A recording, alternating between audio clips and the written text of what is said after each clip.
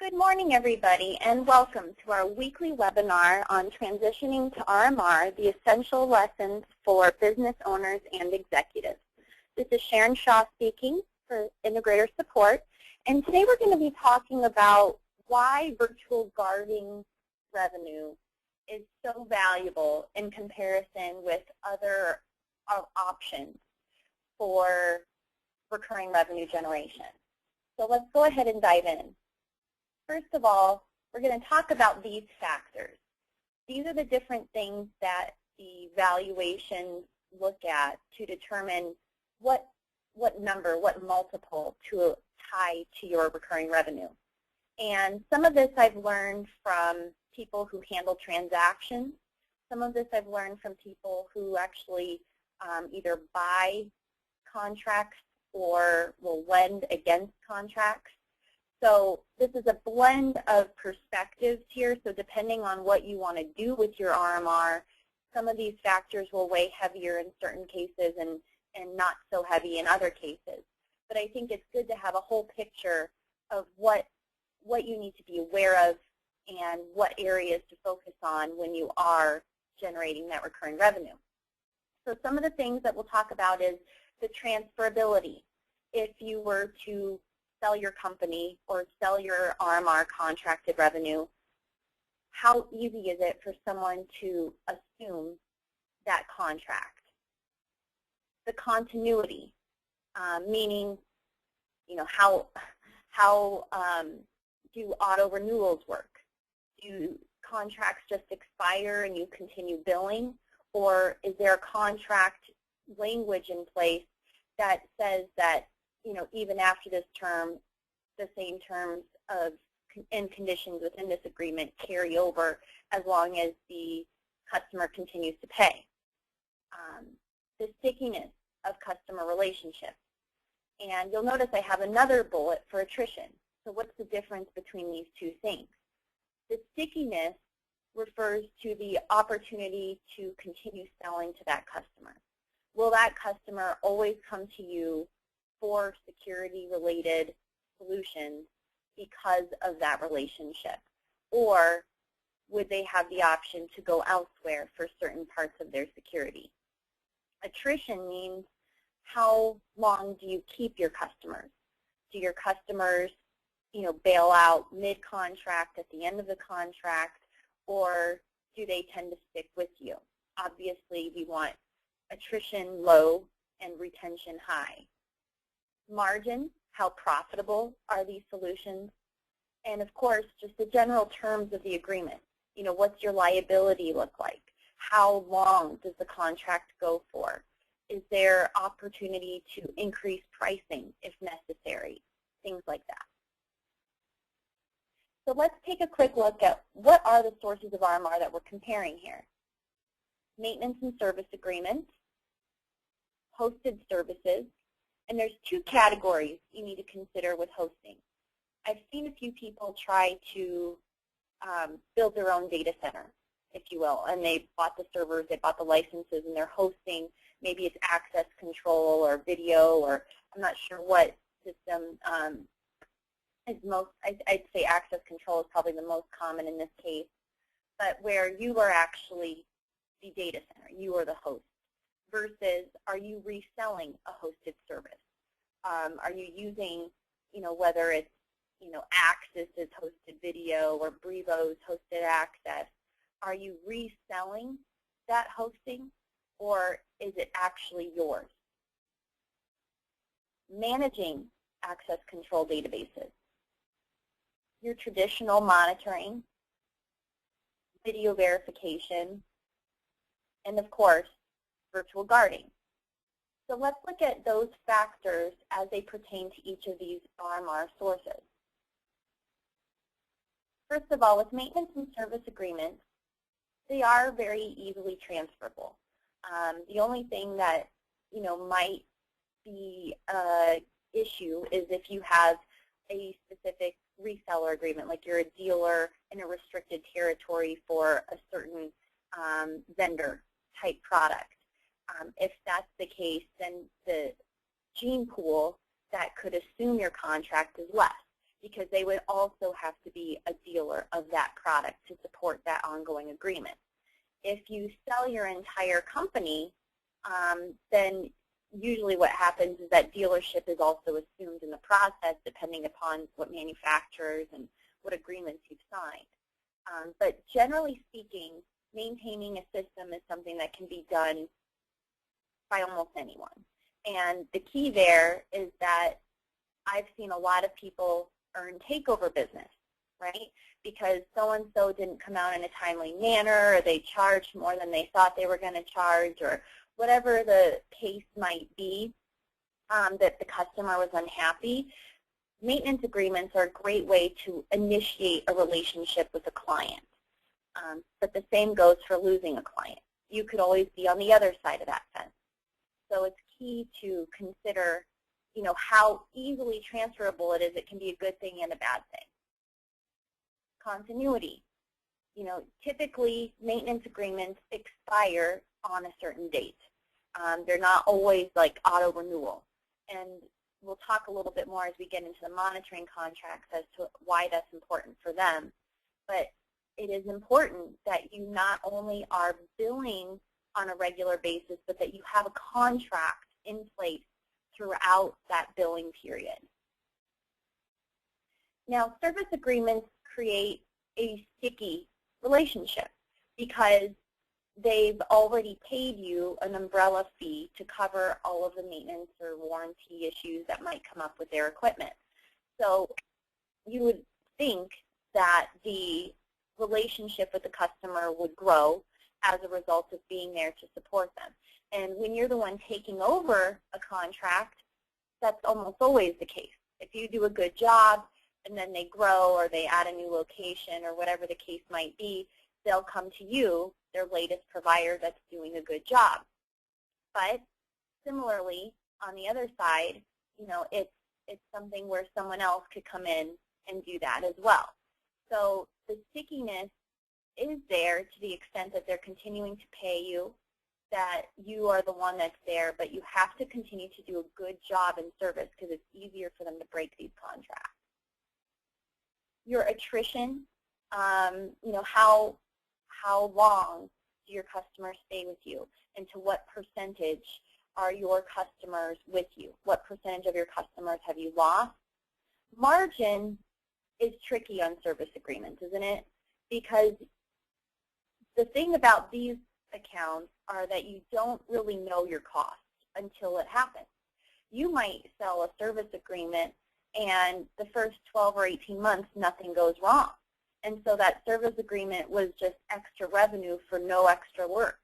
But then you might have a case where cameras go bad.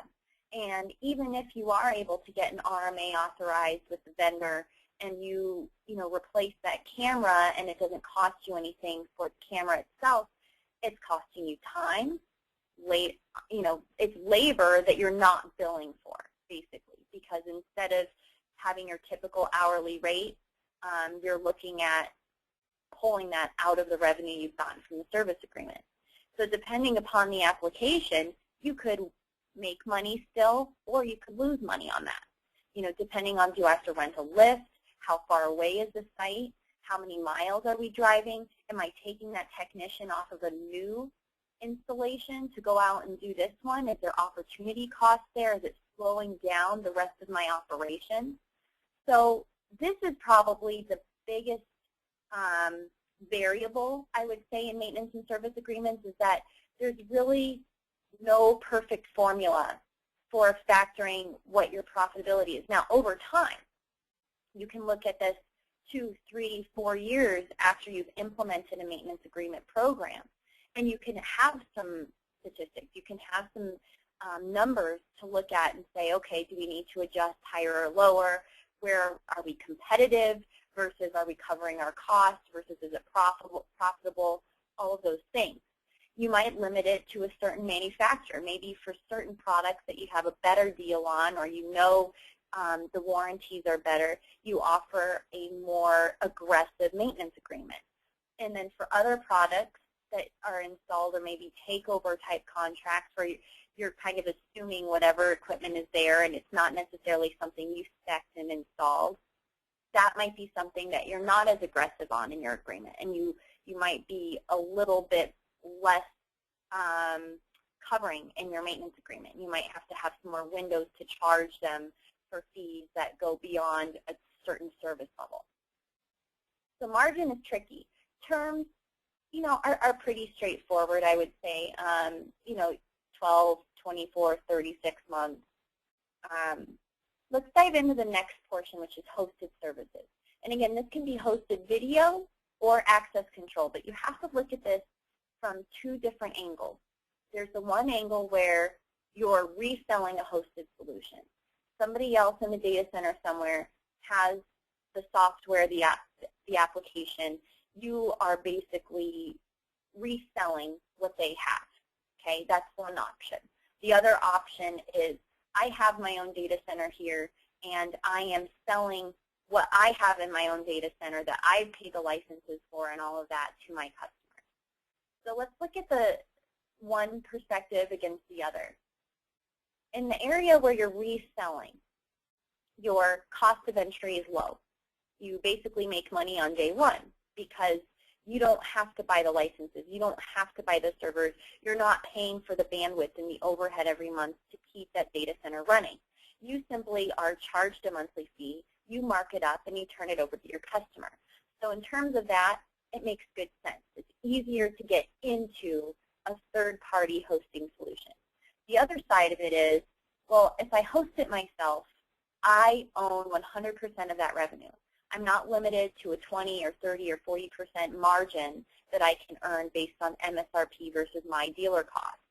However, you are also assuming all that overhead. You are buying the servers.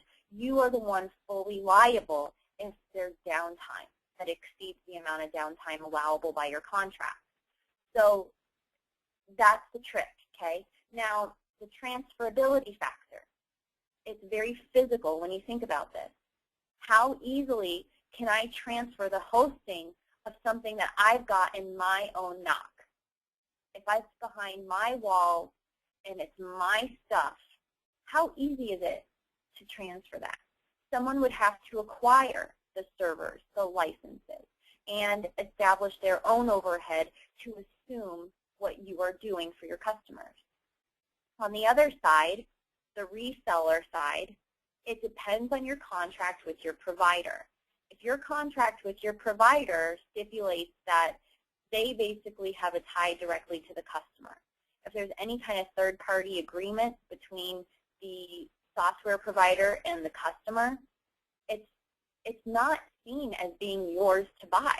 It's seen as being the manufacturer's, and it's really someone assuming your commission versus it being something that I can own outright and I own this customer. So it's tricky, okay? There's goods and bads on both sides. The continuity is very good with hosted services because, it's not like what's going to happen is, okay, well, it's December 31st, my contract's expired. All of a sudden, I'm going to just disconnect all of my systems from this server. It is hard and painful to change a hosted solution out as a customer. I'd have to go buy my own software. I'd have to have everything in place. I might have to rip and replace equipment depending upon what kinds of panels or cameras or whatever are installed. So the good side for you is that it's very, very hard for customers to switch once they've locked into a hosted solution. So that's the good thing, which means that your attrition should be very low. However, again, it comes back to, is that still worth buying by a prospective acquirer of either your business or your agreement? The stickiness is strong because they are completely dependent on you for the actual architecture behind whatever systems they're using. So it certainly is a benefit to that. If they want to add a location and they want it all in the same system, guess what? They're going to have it hosted through you. They can't, they can't have everything running on the same server in the same system unless they go through you for the hosting. So that is certainly a benefit. I already talked about how this can reduce your attrition levels. Now, margin, right? This is kind of what we were talking about at the very beginning of this particular piece is how profitable is it for me to own my own data center and rent my own servers and everything versus how profitable is it to just resell. I would say the margin side, you're probably better off as a reseller just because you're not dipping into your own pockets and waiting years and years for that break-even point to hit. However, again, it's just a piece of the pie instead of owning the whole pie. And the terms, you know, with hosted services, the things to look out for, I guess, are, you know, your guaranteed uptimes and making sure that you are able to deliver on industry standard guidelines. You know, IT industry, it's like over 99% uptime. So are you able, if you're doing it yourself, to meet those requirements? The good news, if you're reselling, is that you're not the one that's actually responsible for doing that. That's on the manufacturer or the data center that you're working with. Now let's look at managing an access control service, not just hosting, but doing the management, because this definitely makes a difference. Because managing a database is a transferable thing. It's a skill. It's work. It's a service being provided. It is something that someone else could do. I guess the question becomes, is this something, is the managed access solution, is the manufacturer behind it, you know, are they closed territories, or is it something where, you know, almost anybody could go into the web portal and manage it? So that is a factor, certainly, with the managed access portion. However, the act of managing a database is easier to transfer than the act of hosting a database. The continuity is certainly there because they're going to also be coming to you like, you know, January, February, March, whenever they have new employees, whenever they fire an employee, whenever someone loses their card, they're going to be contacting you.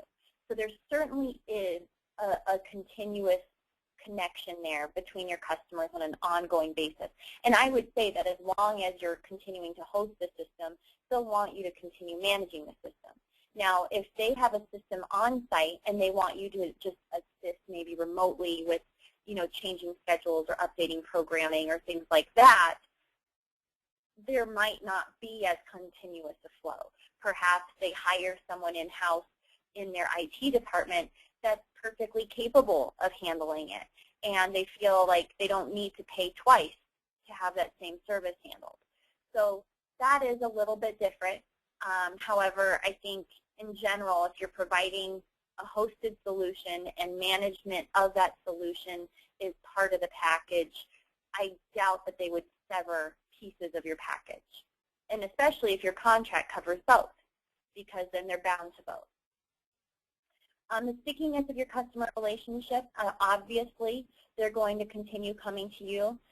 The attrition is certainly a factor. So what might hinder my customer retention rate by managing their access control database?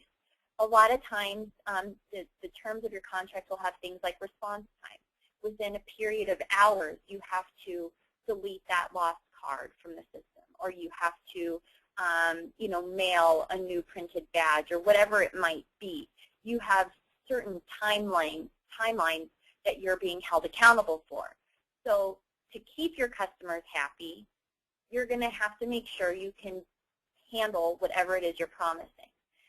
And as long as you do what you say you're going to do, I'd expect your attrition to be low. The margin on managed access, it's kind of similar to the maintenance agreement, where it's your own labor, it's your own overhead. So your cost associated is based upon how often do they need you to do something? How often does the system need to be updated?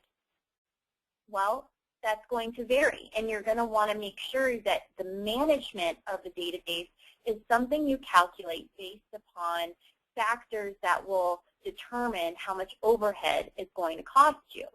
So perhaps the number of card holders is one example.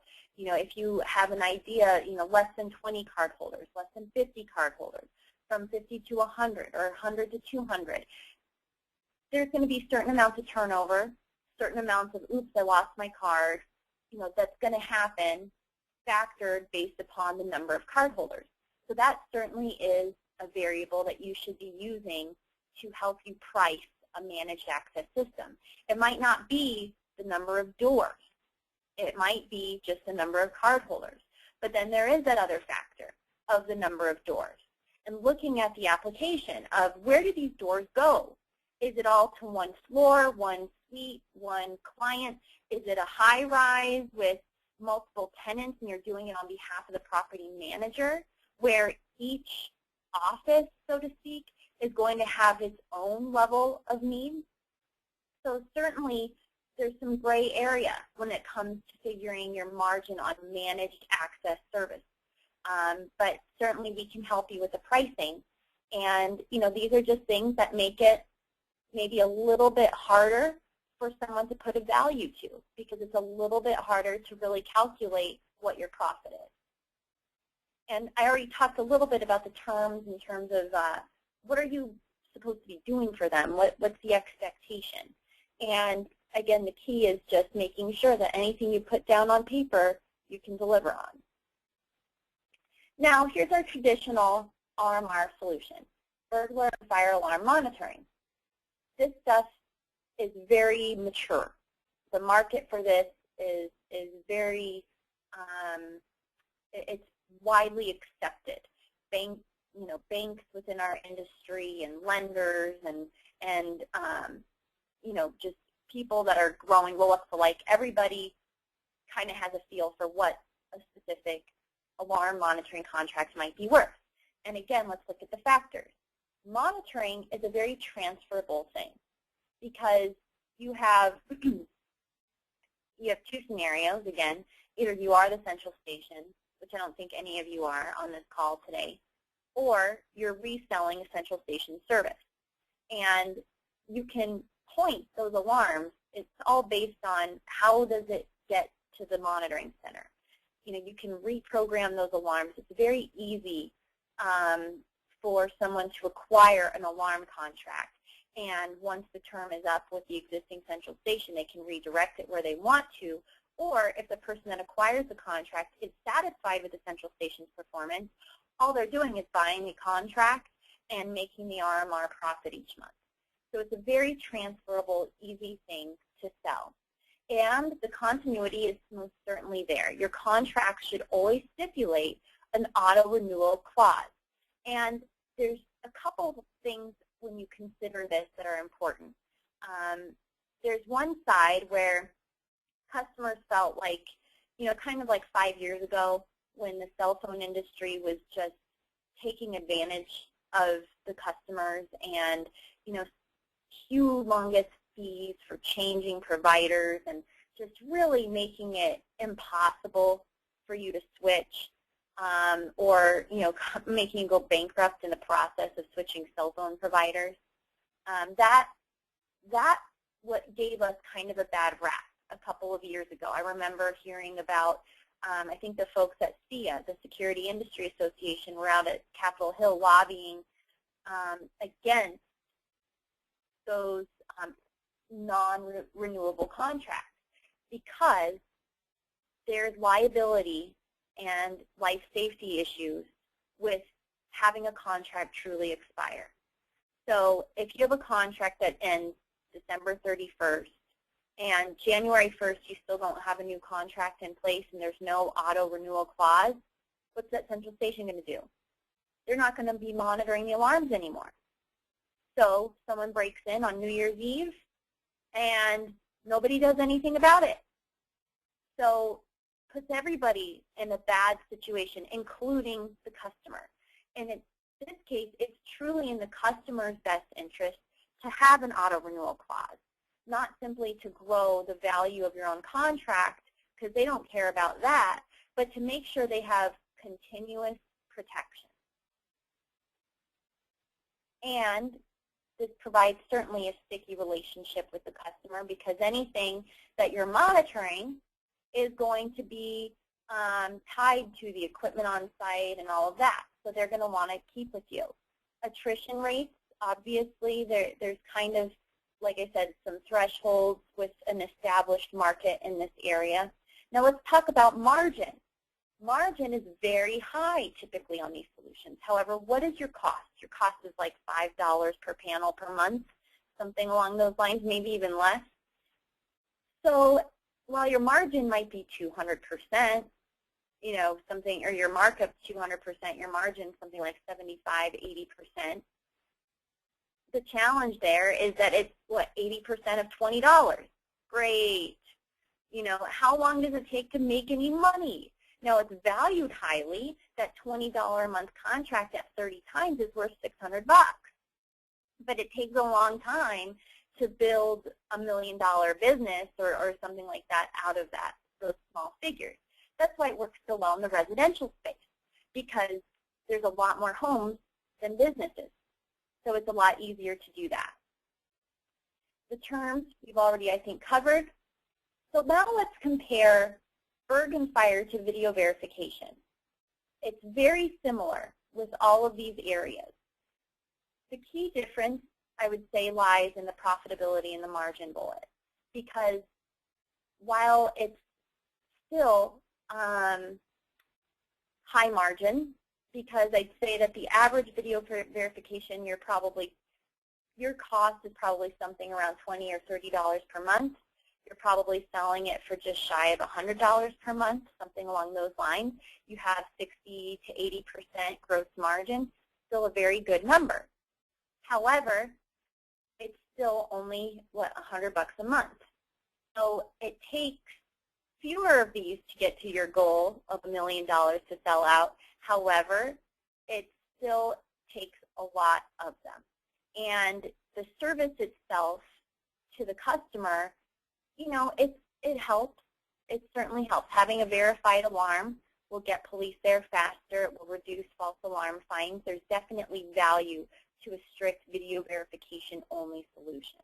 However, when you look at the value that we can provide in virtual guarding to the customer and the solutions and services that we provide, and to those of you who are true integrators, which I think all of you on this call are, you know, really I feel video verification is much more aligned to being an add-on to an existing Berg system, whereas video guarding is more akin to the types of commercial type customers, municipality customers that you guys service on a day-to-day basis.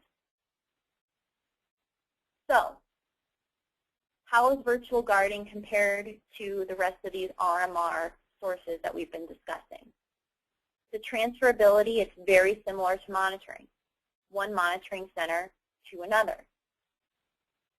The continuity needs to be there. That auto-renewal clause is just as important in a virtual guarding setting as it is in a Berg setting.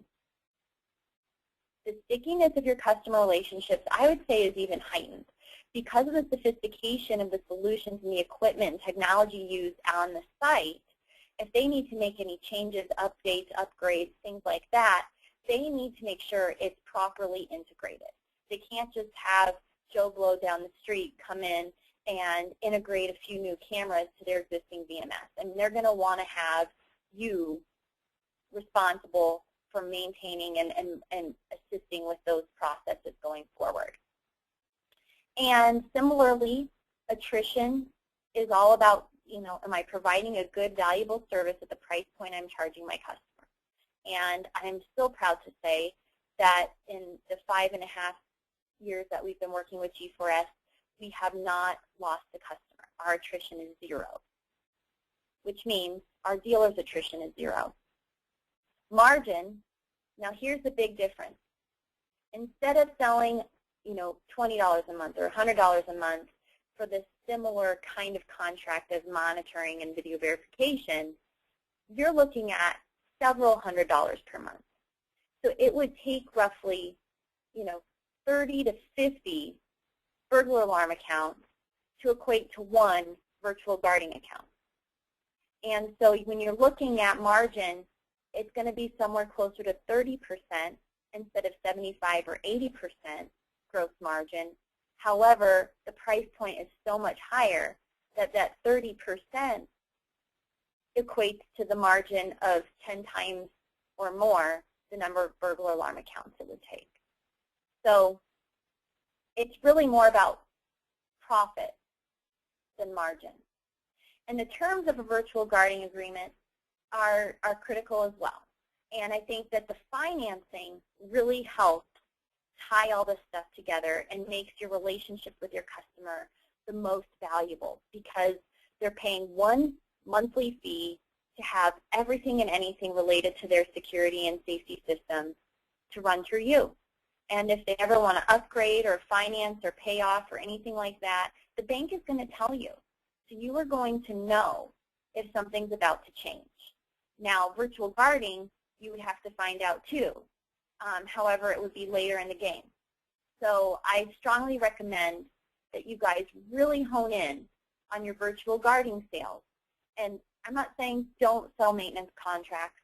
I'm not saying don't sell hosted or managed access contracts. Do all of that too. But virtual guarding is going to get you where you want to be fastest. And it's going to yield the highest results for the amount of time and effort you spend servicing the customer and generating the sale. So with that, we're a little bit over our time limit. Thank you all. Hope you had a wonderful day, and we will talk with you soon. Bye-bye.